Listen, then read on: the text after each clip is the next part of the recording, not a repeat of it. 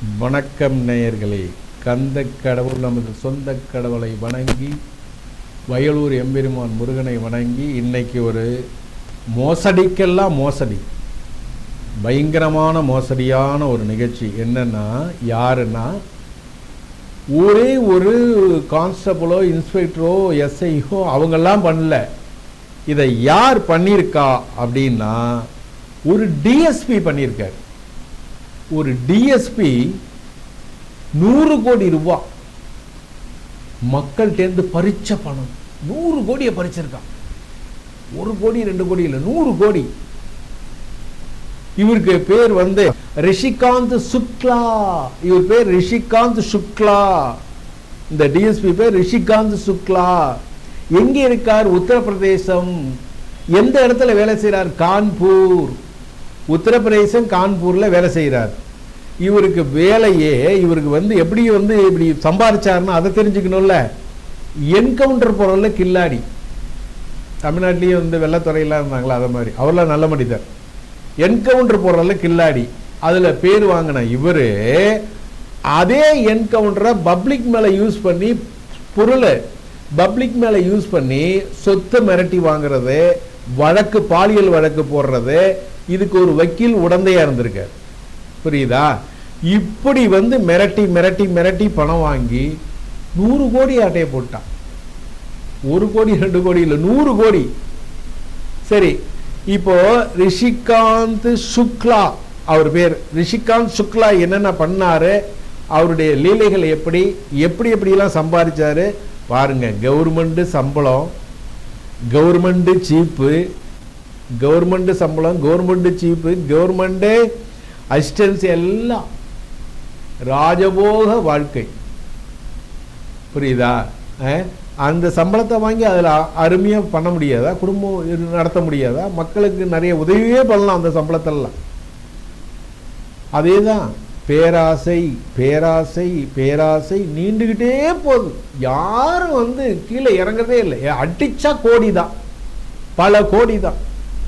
அது சாமியாரா இருந்தாலும் சரி, டிஎஸ்பியா இருந்தாலும் சரி, கோடி தான். வறுமைக்கு உள்ளவ வறுமைக்கு கீழே போயிட்டே இருக்கான். மேல கோடியில் அடிக்கிறவன் கோடிக்கு மேல போயிட்டே இருக்கான். இதுதான் இப்ப இந்த கலிகாலத்தில் நடந்துட்டு இருக்கு நம்ம பார்த்த வரைக்கும். ரிஷிகாந்த் சுக்லா என்ன பண்ணார்னா, உத்தரப்பிரதேசத்துல டிஎஸ்பி, உத்தரப்பிரதேசத்துல டிஎஸ்பியா இருந்திருக்கார்.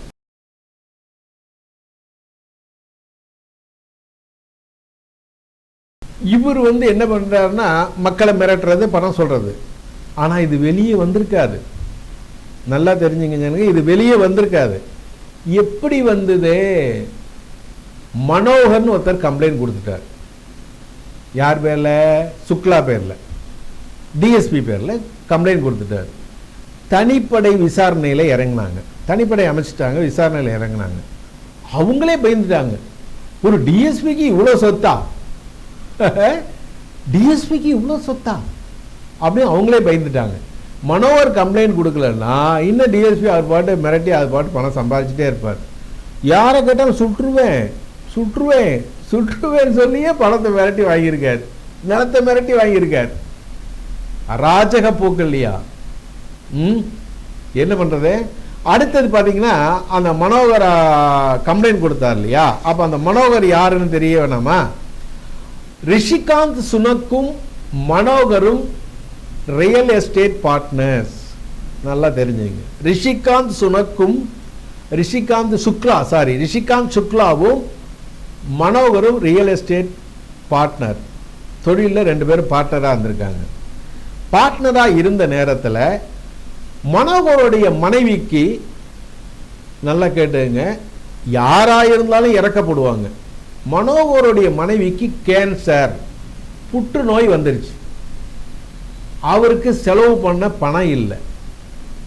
அப்போ ரிஷிகாந்த் சுக்லாட்ட கேட்கிறார், இந்த பணத்தை நீ பாதி எடுத்துக்கோ, பாதி நான் எடுத்துக்கிறேன், பாதியை நான் வித்துக்கிறேன், அதனால என் மனைவிக்கு இந்த மாதிரி பிரச்சனையா இருக்கு, கேன்சர் ட்ரீட்மெண்ட்டுக்கு பணம் வேணும் அப்படிங்கிறார்.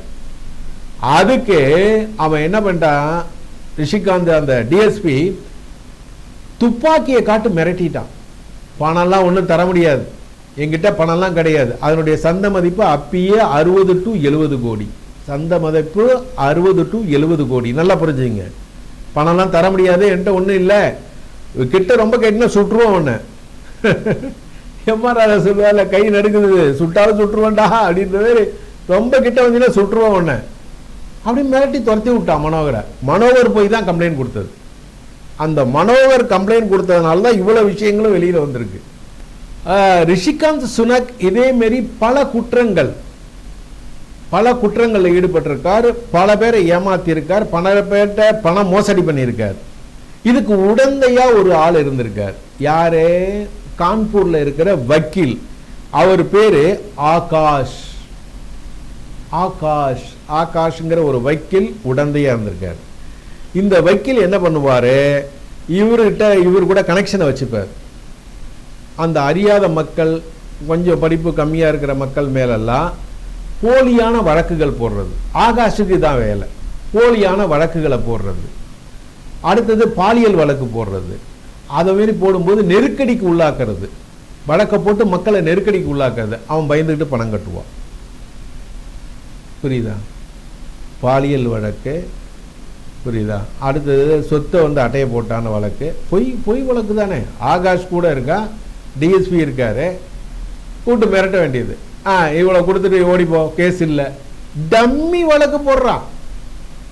பார்த்துங்க. இதுக்கு இந்த வக்கீல் உடந்தையா இருந்திருக்கா. அப்போ 2 பேரும் சேர்ந்து இதேமாரி பணத்தை அடிச்சுட்டே வந்திருக்காங்க. இது மட்டுமா? அது இல்லாம உத்தரப்பிரதேசத்தில் இன்னொரு டிஎஸ்பிக்கு இதான் வேலை. அவனுக்கும் அந்த மாமா வேலை பார்க்கறது ஆகாஷ் தான், வக்கீல் தான். வக்கீல் இதே வேலையா இருப்பானாட்டு அவன், அந்த ஆகாஷ்ங்கிற வக்கீல். ஏன்னா அப்போ இது ஒரு பக்கம் பண்ணிட்டே இருக்காரு. இதை மாதிரி பண்ணி மோசடி பண்ணி பணம் பறிப்பது மட்டும்தான் மெயின், முதல் முழு குறிக்கோள் அந்த டிஎஸ்பிக்கும் இவருக்கும். அதுக்கப்புறம் என்ன பண்றா, அங்க இருக்கிற இந்த நிலங்கள்லாம் இருக்கு இல்லையா, சில குறைபாடு உள்ள நிலங்கள், புரியுதா, அதை கம்மி ரேட்டு கேட்பாங்க. இல்லை ஒரு இடம் முன்னாடி இருக்கும், பின்னாடி இடம் வேற ஒருத்தனுக்கு சொந்தமா இருக்கும், அவன் வழி விட மாட்டான்பா, அதனால முன்னாடி இடம் விற்க முடியாம போகும். புரியுதா? இப்ப நம்ம ஊர்லயே நிறைய பார்க்குறோம் இல்லையா, காம்ப்ளிகேட்டட் அந்த டிஸ்ட்ரிபியூட்டர் இருக்க இடம்லாம். இதே டிஎஸ்பியும் இந்த வக்கீலும் நேரா போறது அங்க கட்ட பஞ்சாயத்து. இந்த வக்கீலும் இந்த டிஎஸ்பி யாரு, சுக்லா, பேரை பாருங்க, சுக்லா, 2 பேரும் போய் கட்ட பஞ்சாயத்து பண்றது. கட்ட பஞ்சாயத்து பணத்தை பறிக்கிறது. அது 10 கோடியா, எனக்கு இத்தனை கோடி கொடு, நான் பண்ணி கொடுத்துட்றேன். இதே வேலையா இருந்திருக்கான். போலி வழக்கு போடுறது, அதாவது பொய் வழக்கு போடுறது, அதுக்கப்புறம் இந்த பேர் இடத்த பறிக்கிறது, கட்ட பஞ்சாயத்து பண்றது, பணம் இல்லையா இடத்த எழுதி வாங்கிக்கிறது. ஒரு டிஎஸ்பி செய்யற வேலையாவே? நல்லா கேளுங்க, ஒரு டிஎஸ்பி இந்த வேலையை பண்ணலாமா? பண்ணிருக்கான். அப்போ இதனால என்ன வருது, ஏராளமான பணங்கள் குமிஞ்சிட்டே இருக்கு. யார்கிட்ட? சுக்லாட்ட. இந்த பணத்தை என்ன பண்ண முடியும், வெளில கொண்டு வர முடியாத, பேங்க் போக முடியாது, பேங்க் போனா பிடிச்சிருவா, அதான் மேல வருமே. என்ன இப்பதான் அமலாக்கத்துறை வந்துருவானே, கடன்னு ஷூ சத்தம் கேட்குமே வீட்டுல. என்ன உடனே என்ன பண்ணிட்டான், நிறைய பணங்கள் குமியன்னு இவனுடைய ஒய்ஃப் பேர் பிரபா சுக்லா. யாரு? இந்த சுக்லாவுடைய மனைவி பேர் பிரபா சுக்லா. இவங்களை வச்சு துபாயில் இருக்கிற பெரிய கம்பெனியில நிறைய பணத்தை முதலீடு பண்ணிட்டான். துபாயில் இருக்கிற இவங்க மனைவி பேர்ல, ஏன்னா இவர் கவர்மெண்ட்ல இருக்காருல்ல, ஆனா இவர் பண்ணல, இவர் மனைவி பேர்ல துபாயில் இருக்கிற நிறைய கம்பெனியில இன்வெஸ்ட்மெண்ட் பண்ணிட்டான். பணத்தை ஃபுல்லா இன்வெஸ்ட் பண்ணிட்டான். ஏன் இன்வெஸ்ட் பண்ணா? பிளாக் மணி ஒயிட் மணியா மாறணும். பிளாக் மணி, நல்லா கேட்டுங்க, பிளாக் மணி ஒயிட் மணியா மாறணும். ஒயிட் மணியா மாறணும்னா இதே மாதிரி துபாயில் இன்வெஸ்ட் பண்ணியிருக்கான். அதை இல்லாம அவன் உத்தரப்பிரதேசம் அங்க இருக்கிற பில்டர்ஸ் இருக்காங்க இல்லையா, பில்டர்ஸ் இங்கேயும் தமிழ்நாட்டிலையும் நடக்குது, அதெல்லாம் பில்டர்ஸ் இருக்காங்க இல்லையா, அவங்கள்ட்ட கொண்டு போய் இன்வெஸ்ட் பண்ணியிருக்கான். அவ்வளவு பணம் துபாயிலையும் தள்ளிட்டான். ஆமா, அப்புறம் கட்டுக்கடங்காம பணம் வந்தா என்ன பண்ண முடியும்? 100 கோடி ஆச்சா, 100 கோடி அட்டையை போட்டிருக்கான். ஸோ இங்கேயும் கொஞ்சம் இன்வெஸ்ட் பண்ணியிருக்கான். அவ்வளோ பணம் வந்திருக்குது. அதுக்கப்புறம் பார்த்தீங்கன்னா இப்போதான் அந்த போலீஸ் விசாரணையில் கம்ப்ளீட்டாக இறங்கிட்டாங்க. இறங்கி அந்த தனிப்படை போலீஸ் ஆராய்ச்சி பண்ணா இவன் என்னென்ன பண்ணியிருக்காங்கன்னு சொல்றாங்க. இவன் என்ன பண்ணியிருக்கான்னா கான்பூர்ல மட்டும் 12 இடங்கள்ல, நல்லா கேட்டுங்க, கான்பூர்ல மட்டும், உத்தரப்பிரதேசம் அந்த கான்பூர்ல மட்டும், உத்தரப்பிரதேசம் கான்பூர்ல மட்டும் 12 இடங்கள்ல 96 கோடியே 20 லட்சம். நோட் பண்ணீங்க, 96 கோடியே 20 லட்சம் ரூபாய்க்கு இடத்தையே மடக்கி போட்டான். இடத்தையே மடக்கி போட்டான். இந்த இடமே இவ்வளவு இருக்குன்னா இன்னும் துபாயில இன்வெஸ்ட் பண்ணியிருக்கான், உத்தரப்பிரதேசத்தில் நிறைய பில்டர்ஸ்ல இன்வெஸ்ட் பண்ணியிருக்கான். இதெல்லாம் விசாரணையில தான் அதுக்கப்புறம் எவ்வளோன்னு வரும். இதனுடைய மதிப்பே 96 கோடியே 20 லட்சம் ரூபாய் பக்கம் வருது. 12 இடங்களை ஃபுல்லா கவர் பண்ணி போட்டிருக்கான். வாங்கி இடத்த ஃபுல்லா வாங்கி போட்டான். தனிப்படை அதை பிடிச்சிட்டாங்க. இதெல்லாம் எந்த பீரியட்ல சம்பாரிச்சான்னா,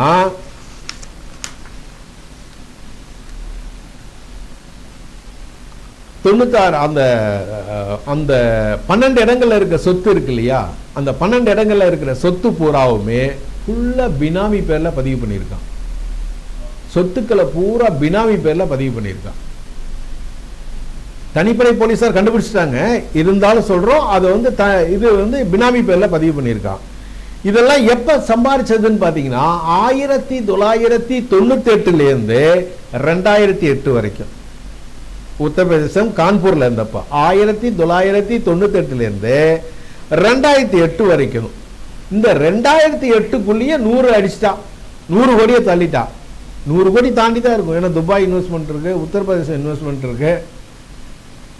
நிலமாவே இவ்வளவு பிடிச்சிருக்காங்க. இடமே 13 இடத்துல பிடிச்சதுல பினாமி பேர்ல இவ்வளவு லட்சங்கள், இது கோடி, 96 கோடியே 20 லட்சம் ரூபாயை பிடிச்சிருக்காங்க. 100 கோடியை நெருங்கிட்டார். அதுக்கே அசட் இருக்கு. இப்போ இப்படிப்பட்ட அதிகாரிகள்லாம் இருந்தா மக்களுக்கு எப்படி பாதுகாப்பு இருக்கும்? இதுக்கே 2 வாட்டி டிரான்ஸ்பர் பண்ணியிருக்காங்க. டிரான்ஸ்பர் பண்ணாலும் தொடர்பு வச்சுட்டே இருந்திருக்கா, திரும்பியும் வந்திருக்கா. இந்த 1998 இருந்து 2008 வரைக்கும் ஏன் இவனை நெருங்க முடியலன்னா, பிரபல அரசியல்வாதி பாயிண்ட்டுக்கு வராம பாருங்க, பிரபல அரசியல்வாதி பக்கபலமா இருந்திருக்கான். பிரபல அரசியல்வாதி பக்கபலமா இருந்திருக்கான். ஒண்ணும் பண்ண முடியல. இங்கேயும் நவுத்த முடியாது, அங்கேயும் நவுத்த முடியாது, இங்கேயும் நவுத்த முடியாது, அங்கேயும் நவுத்த முடியாது. அந்த அரசியல்வாதி சப்போர்ட். திருடனுக்கு துணை போனா என்னையா பண்ண முடியும்? அதுவும் தனிப்படை கண்டுபிடிச்சிட்டாங்க. பிரபல அரசியல்வாதி சப்போர்ட்ல இருந்ததுனாலதான் இவ்வளவு சம்பாதிச்சிருக்கான். பங்கு இவனும் எடுத்துப்பான், அவனுக்கும் கொஞ்சம் கொடுப்பான். என்ன, இவனும் எடுத்துப்பான், அவனுக்கும் கொடுப்பான். ஏன்னா பாதுகாப்பு அரணா இருக்கான்ல. நாட்டு மக்களுக்கு ஆதரவா இருக்க வேண்டிய அரசியல்வாதி ஒரு குற்றவாளிக்கு ஆதரவா இருக்கான். இவன் குற்றவாளி தானே, 100 கோடியை திருடி இருக்கானே. அதனால இவன் அங்க இங்க அசைய விடாம ஒரே இடத்துல இருந்து கான்ஸ்டன்டா சம்பாதிடா அப்படின்னு அருள் புரிஞ்சிருக்காரு அவர். இந்த அயோக்கிய பையில என்ன சொல்ல முடியும்? இப்ப என்ன நடந்துச்சுன்னா, சுக்லாவை சுக்லம் பண்ணிட்டாங்க, பூஜ்ஜியம் பண்ணியாச்சு. சுக்லா போட்டாங்க, பூஜ்ஜியம். சஸ்பெண்ட் ஆயிட்டாரா? வேலை போச்சா? அடுத்தது சொத்துக்களை பூரா பறிமுதல் பண்ணிட்டாங்க, அதுவும் போச்சா? திருடி சம்பாதிச்சா எல்லாருக்கும் இந்த நிலைமை தான். ஏமாத்தி, கட்ட பஞ்சாயத்து, வைத்தறிச்சல், பொய் வழக்கு, இதெல்லாம் எப்படி? சஸ்பெண்ட், சொத்துக்கள் பறிமுதல். இப்ப இன்னொரு கேஸ் நடந்து அப்புறம் என்ன ஆகுது? அங்க ஜட்ஜி கிட்ட போவோம், அவங்க கரெக்டா எவிடன்ஸ் இருந்துன்னா உள்ளதான் போகணும். கவர்மெண்ட் சம்பளம் போச்சா? கவர்மெண்டோடைய பிஎஃப் போச்சா? எல்லாமே போயிடுச்சு. இவர் என்ன நினைச்சாரு? இது சின்ன சம்பளம் தானே, எது தாண்டி சம்பாதிக்கலான்னு வந்த இடத்துக்கே திரும்பி போயிடுச்சு. அதனால காவல்துறை உயர் அதிகாரி டிஎஸ்பி ரேங்க்ல உள்ள இவரே இப்படி பண்ணா, சாதாரண பூட்டை உடைச்சு திருறவன்லாம் என்னத்த சொல்றது? நம்ம சாதாரணமா பூட்டை உடைச்சு திருடணும்னா என்ன சொல்றது? அவன் வயிற்று பசிக்கோ குடும்பத்தை காப்பாற்றவோ பண்றான் இல்லையா? அவனை கம்பேர் பண்ணும்போது இவனெல்லாம் எப்படி என்ன எதில் ஏத்துக்கிறது? குற்றத்தை தடுக்க வேண்டிய போலீஸ் அதிகாரியே குற்றம் பண்ணா சாதாரண ஜனங்களை விட இவனுக்கு அதிகபட்ச தண்டனை கொடுக்கணும், இல்லைன்னா அரசாங்கத்தை பாதிக்கும். சாதாரண மக்களுக்கு கொடுக்க வேண்டிய தண்டனை குற்றவாளி கொடுக்குறாங்களே அந்த தண்டனை விட அதிகமான தண்டனை கொடுக்கணும். அப்போதான் நல்லது, இல்லைன்னா அரசாங்கத்தை பாதிக்காது. புரியுதா? இந்த கலிகாலத்தில் என்னென்னத்தை பார்க்குறோம், யார் யார் என்ன பண்ணுறான், என்ன செய்கிறான், ஒன்றுமே புரிய மாட்டேங்குது. எவன் எந்த ரூபத்தில் வந்து டபக்குன்னு அடிச்சுட்டு போயிடுறான் பணத்தை. அடுத்தது இப்போ அடுத்தது வருது பாருங்க, இன்னொன்று 14 கோடிங்க. அடுத்த எபிசோடு வருது பாருங்க, 14 கோடி. தேவிகாங்கிற ஒரு பெண் சாமியார் எவ்வளோ? 14 கோடி. லண்டன்ல உள்ள தம்பதிங்க சார், லண்டன்ல உள்ள தம்பதிங்க பூஜை பண்ற மணி அடிக்கிறேன், பூஜை பண்ற மணி அடிக்கிறேன், பூஜை பண்ற மணியை 14 கோடி ஆட்டையை போட்டான். இந்த அடுத்து நாங்க அதையும் சொல்றோம், அதையும் பாருங்க. நிறைய பார்த்துட்டே இருக்கீங்க, ஷேர் பண்ணுங்க. எல்லாருக்கும் ஷேர் பண்ணாதான் இந்த குற்றங்கள்லாம் தெரியும். சாமியார் பத்தி பேசினாலும் சரி, மற்றதை பத்தி பேசினாலும் ஷேர் பண்ணுங்க. பார்க்கறது தெரியுது, நிறைய பேருக்கு ஷேர் பண்ணுங்க.